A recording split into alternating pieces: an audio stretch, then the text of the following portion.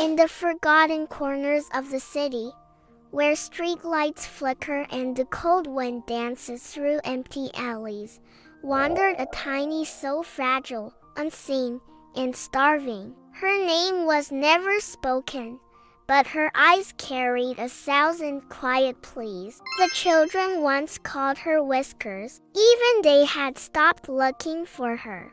Each morning she awoke to hunger and silence, padding softly through streets that never smiled back. The scent of warm bread would tease her from behind locked glass, her small frame trembling as she stood on the edge of hope. Trash bins offered nothing but rustling paper and stale air. Behind cafes and beneath park benches, the world remained cold and empty. Once she dared approach a food stall, only to be shoved away like trash. No one saw the hurt in her retreating eyes, and so the days grew colder, the nights darker, and despair began to settle into her bones. But just as all hope seemed to flicker and die, fate stirred. For in that same city, in a home filled with laughter and light, lived a child. Her name was Lily, and innocence still shone brightly in her gaze. One afternoon,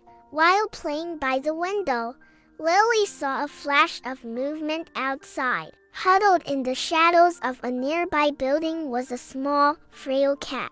Fearlessly, she pushed open the window and called out to her parents, "Come see, a little kitty is stuck outside in the cold." Her words, innocent and clear as a bell, echoed through the house, carrying them to the window. At first, her mother only sighed, for such scenes were common in their neighborhood. But when her gaze fell on the cat's eyes, a mirror to her daughter's own, her heart stirred. Without a word, she slipped into her coat and opened the front door. Outside, Lily knelt before the frightened creature. With 2 small hands, she offered the cat a peanut butter sandwich, half eaten, wholly given. It wasn't much, but in that offering lay the warmth of a shared meal, a silent promise of comfort. The cat, hesitantly at first, then with growing trust, began to eat. From that day forward, the girl continued to visit the alley each morning, always with food, sometimes with a toy, and always with a gentle word. The cat, in turn, began to seek her out, her purse a melody of gratitude. One evening, the girl asked her mother, "Mommy, can we keep her? Can we be her family?" Her mother, touched by her daughter's devotion, agreed.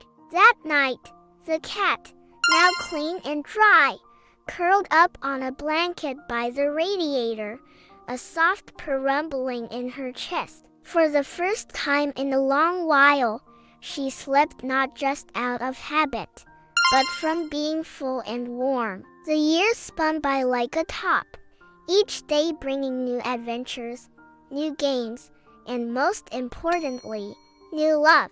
The little girl and her cat grew, not just in age, but in the depths of their bond. One sunny afternoon, while playing in the garden, the now grown-up cat brushed against a tree, a familiar scent tickling her nose. With a playful meow, she leaped up, revealing a small space between the branches. Peeking inside, she saw a tiny kitten, its eyes wide with surprise.